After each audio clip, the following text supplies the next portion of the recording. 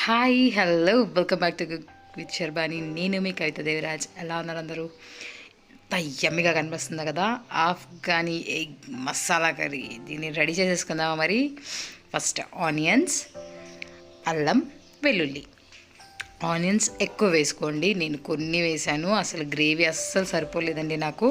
మీరు తప్పకుండా ఎక్కువ వేసుకోండి. ఓకే, కారానికి సరిపడా పచ్చిమిర్చి వేసేసుకొని వీటన్నిటిని బాగా మగ్గించుకొని దీంట్లో జీడిపప్పు అండి.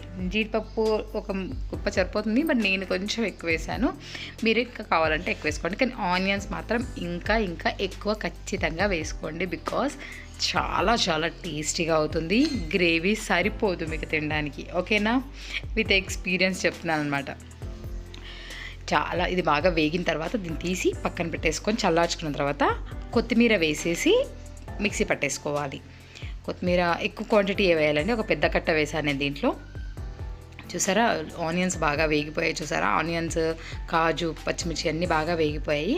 ఇందులోనే ఉడకబెట్టుకున్న గుడ్లను కొంచెం షాలో ఫ్రై చేయాలి. దీంట్లో పసుపు, కొంచెం కారం, ఉప్పు వేసేసి ఫ్రై చేసుకున్నాను.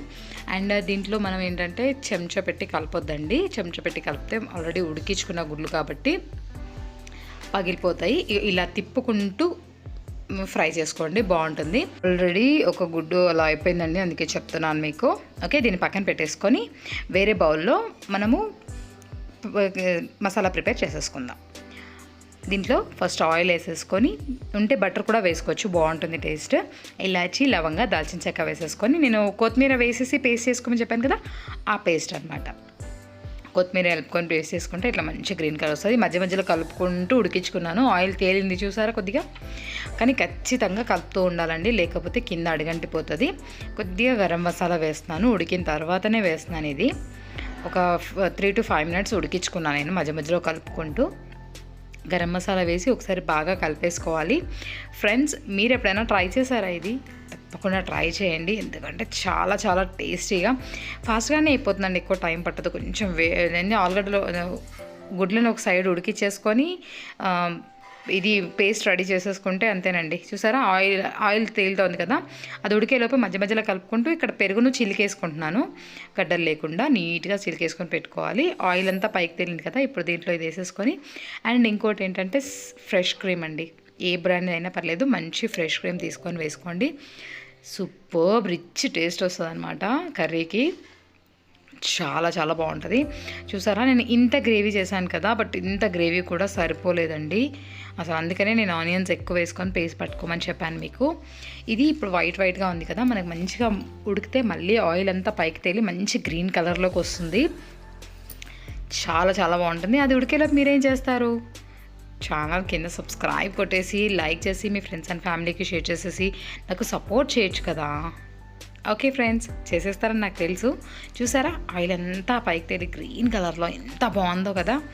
ఇక్కడ అయితే సూపర్ అరోమా వస్తుంది తెలుసా, నిజంగా ట్రై చేస్తారా? ఇప్పుడు సాల్ట్ సరిపోయిందో చూసుకున్నాను, మంచిగా సరిపోయింది. మనం ఆల్రెడీ ఫ్రై చేసుకున్న ఎగ్స్ ఉన్నాయి కదా, వాటిని వేసేసి కొంచెం మనకి వీలైతే కొద్దిగంత వాటర్ యాడ్ చేసేసుకోండి. అండ్ కసూరి మేతిని ఇలా చేతిలో మధ్యలో నలుపుకొని వేసుకున్నాం అనుకోండి, మంచిగా నలిగిపోయి మంచిగా ఉంటుంది. ఇప్పుడు కొంచెం మీరు కావాలనుకుంటే మరీ చిక్కగా అయిపోతే కొద్దిగా వాటర్ యాడ్ చేసుకోండి, బికాజ్ మనకి గుడ్లు వేసిన తర్వాత కూడా ఒక 5 minutes వరకు ఉడికించుకోవాలి. అంతేనండి, ఎంత బాగుంటుందంటే అసలు సూపర్ స్మెల్ వస్తుంది, చాలా చాలా టేస్టీగా ఉంది. మీరు ట్రై చేస్తారా? తప్పకుండా ట్రై చేయండి. ఎలా వచ్చిందో నాకు కామెంట్ బాక్స్లో తెలియచేయండి. అండ్ మీ ఫ్రెండ్స్ అండ్ ఫ్యామిలీకి షేర్ చేసి నాకు సపోర్ట్ చేయడం మాత్రం మర్చిపోద్దే. ఓకేనా? యమ్మీ యమ్మీ ఆఫ్ఘనీ ఎగ్ మసాలా కర్రీ తప్పకుండా ట్రై చేయండి. అండ్ ఎలా వచ్చిందో నాకు కమెంట్ బాక్స్లో తెలియచేయండి. ఆ పిక్ని ఇన్స్టా అండ్ ఫేస్బుక్లో నాకు ట్యాగ్ చేయండి, మీరు ఫాలో అయిపోతూ. ఓకేనా ఫ్రెండ్స్, తప్పకుండా ట్రై చేయండి. Thank you for watching, and thank you very much for your all support. Bye.